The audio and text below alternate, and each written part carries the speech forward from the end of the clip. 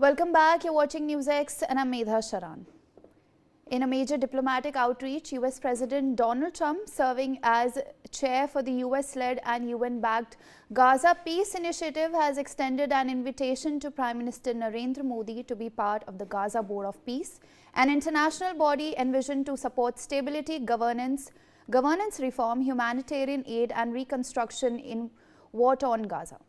The proposal, central to Trump's 20-point Gaza peace plan, seeks to broaden global participation in the transition from conflict to recovery, signaling Washington's desire for wider international involvement.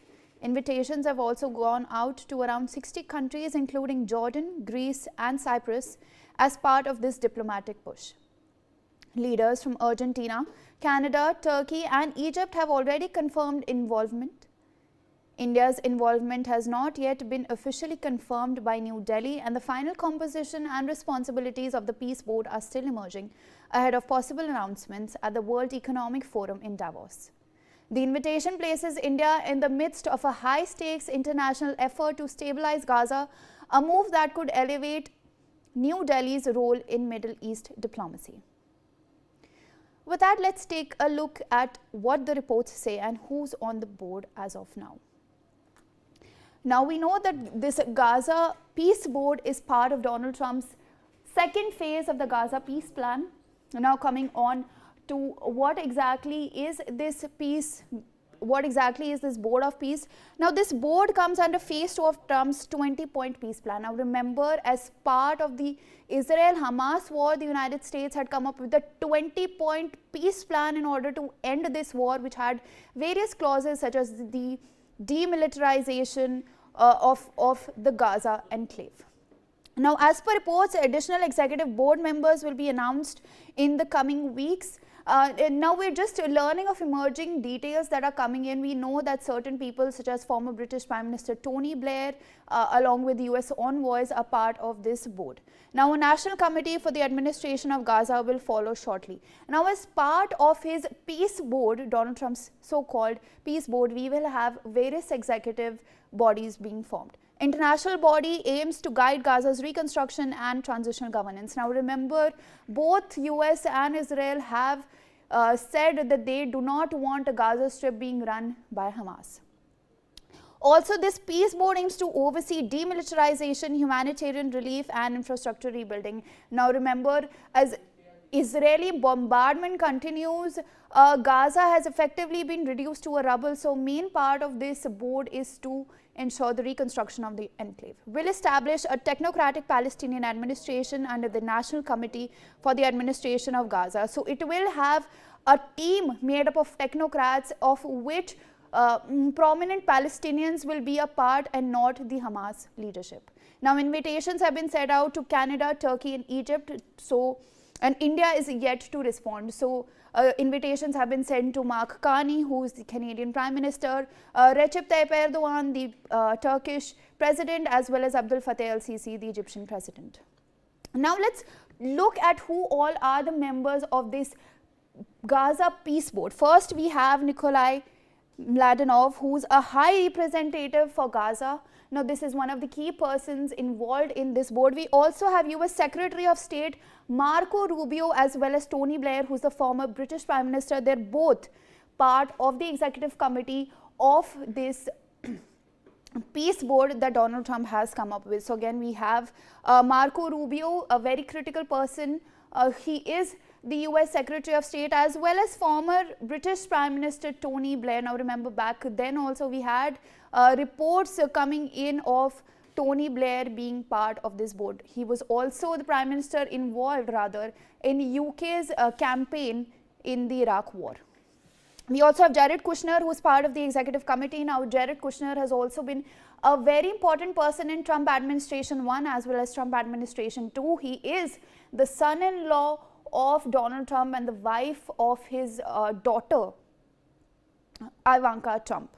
We also have Steve Witkoff, who's a US special envoy. Now, remember, Steve Witkoff has been crucial in his in rather brokering a peace between Russia as well as Ukraine. So that's another important person from the United States who is part of an executive committee on the Gaza Peace Board. We also have World Bank Group President Ajay Banga, who's part of this board. He's also part of the executive committee of these boards. So again, US nationals comprise, as well as foreign nationals comprise this Gaza Peace Board. We also have Mark Rowan, who's Apollo Global CEO again. We have businessmen also being part of this Gaza Peace Board. We also have Robert Gabriel, who's a political advisor, and of course, Javier Milei, the Argentine president. And you know, Donald Trump had extended an invitation to Javier Milei to be a part of this Gaza Peace Board, and very gladly the Argentine president, who is seen to be as a very close to Donald Trump, accepted it and is part of the Gaza Peace Board. Now remember, Javier Milei and Donald Trump both share a fondness for each other. So from what we can make out, international leaders as well as people, important people in the Donald Trump administration, as well as various businessmen, are part of this Gaza Peace Board. Now this Peace Board mainly aims to ensure that humanitarian relief reaches inside Gaza, that reconstruction takes place in the enclave.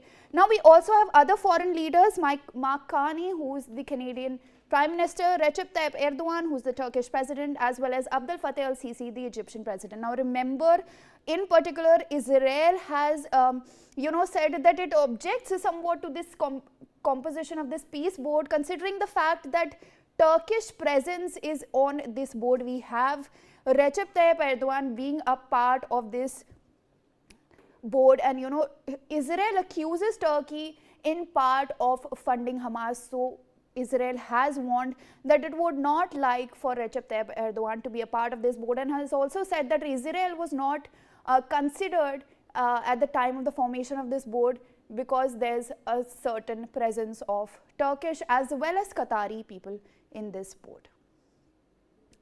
Now remember, this peace board is part of Donald Trump's phase 2 of Gaza peace plan. Let's also look at Hakan Fidan, who is the Turkish foreign minister, who is part of this board. He is on the Gaza executive board. Now remember, this Gaza executive board is a subordinate group in this Gaza peace plan. It's a subordinate group. Again, you have certain Turkish presence on the group, as I had said earlier, that Israel has rejected and rather said that it does not support this board. It was not consulted because of presence of Turkey as well as Qatar, who Israel claims are supporters of Hamas. We also have Reem Al-Hashimi, who is a UAE minister, who is part of this board as well. And we also have Ali Al-Thawhadi, who is a Qatari diplomat. Both or three of these people are part of the Gaza Executive Committee.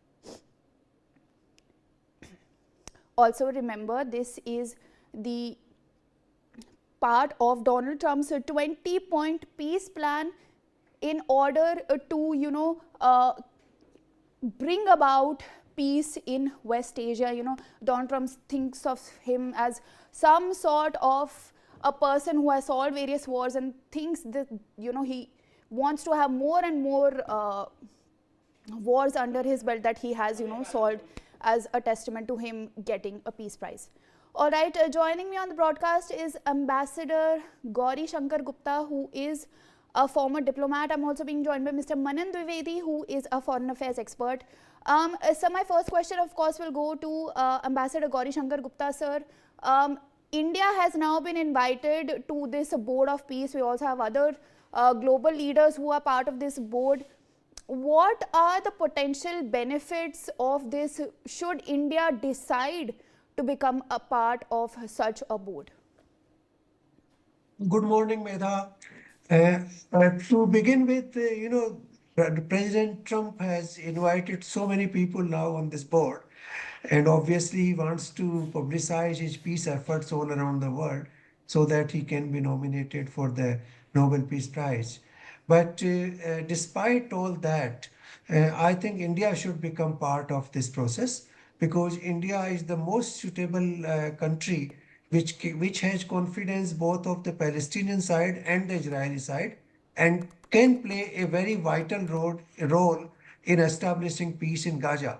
So I would firmly support that the government of India should positively take this view, and become part of it.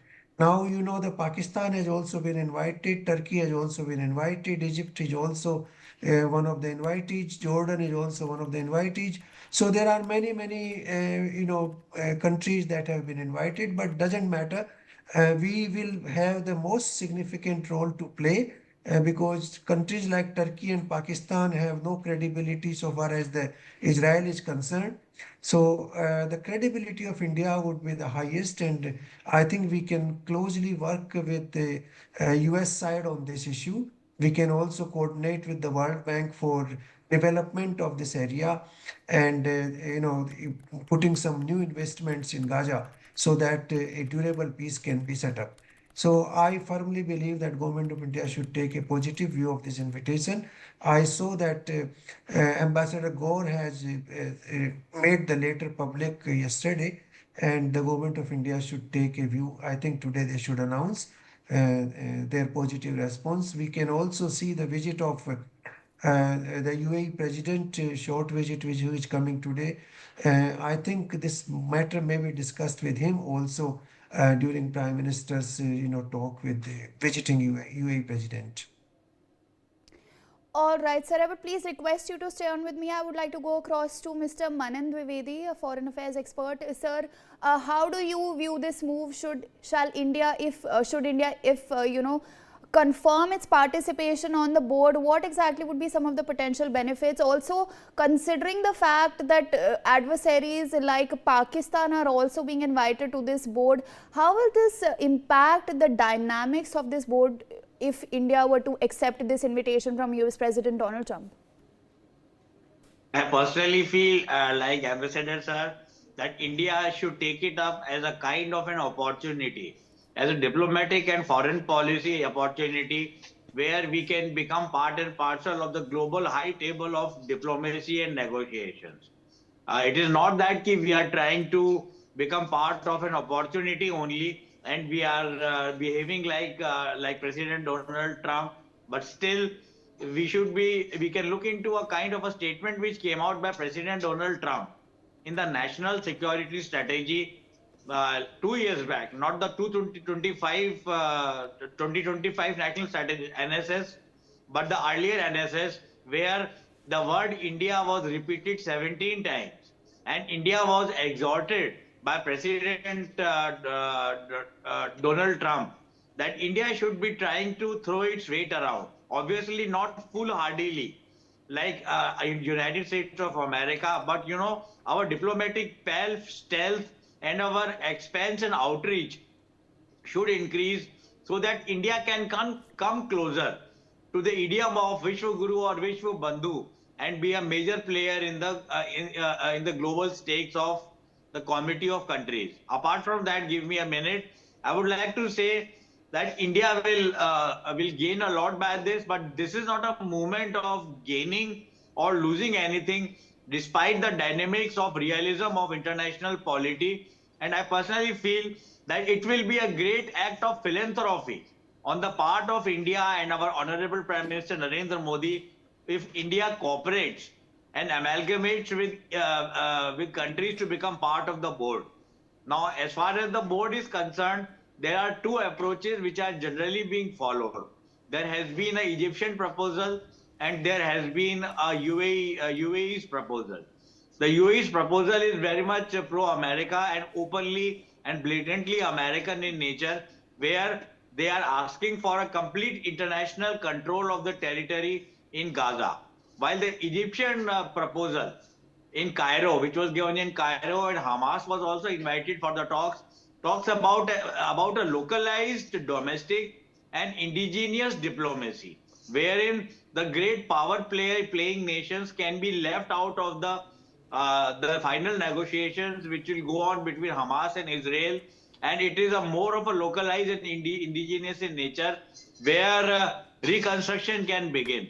But I personally feel, without blaming President Donald Trump and America, US has played a key role.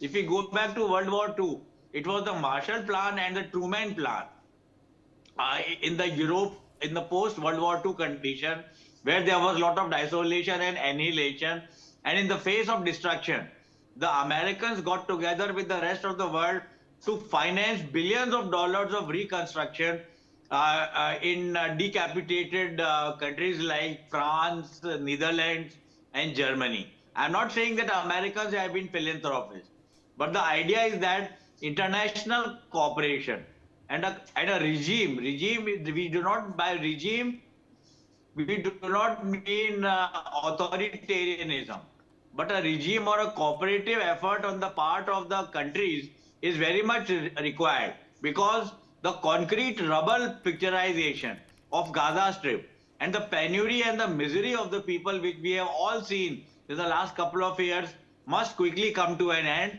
And India, now being a responsible and key player in global polity, going by the dreams of Honorable Prime Minister Narendra Modi, it should play more than a key role and should cooperate with Yes, it. sir. But the only rankling elements happen to be Turkey and Pakistan, which adds to my discomfiture as a citizen and observer of IR.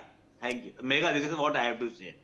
All right, Mr. Manan Dwivedi, thank you so much for joining us on the telecast and sharing your perspective. I would like to now go across to Ambassador Gauri Shankar Gupta. Sir, we now coming to the legitimacy of this board. Many experts have said that Trump overseeing a board to supervise a foreign territory's governance resembles a colonial structure, while Blair's involvement has been criticized in the past because of his involvement in the Iraq war as well as the history of the United Kingdom when it comes to Middle East. So how can such a board have a legitimacy, considering the fact that it's international in nature, and it's some sort of a sovereignty or the territorial question comes into picture? Megha, I think we should not prejudge this issue, because first of all, this is part of the 20-point peace plan, which has been approved by the UN Security Council in November last year. So this has a legitimacy given by the United Nations. And secondly, the President Trump, though he is, the president, but he is also the main person who has taken initiative to draft this plan and to get it approved. So I think we should take it in a positive way. And it is, in my view, is fully legitimate because it has UN endorsement, and it is not a personal initiative of XYZ, including President Trump. So we should consider it as an international body under the aegis of UNSC, and we should fully participate in this process. And I think, as I mentioned earlier, India is the most credible, member who can actually produce positive results, because we have legitimacy, we have goodwill both with Palestine and Israel, and we have the capability to contribute positively for economic development of this region and to diffuse the war forever. So I fully, support that India should take this positive view, and I'm sure, India will do that in the next 1 or 2 days. You will find a positive response coming from India. We can also coordinate with World Bank. The World Bank chairman happens to be of Indian origin, and therefore the funding for development could easily come from the World Bank. So this is what I would feel, Megha.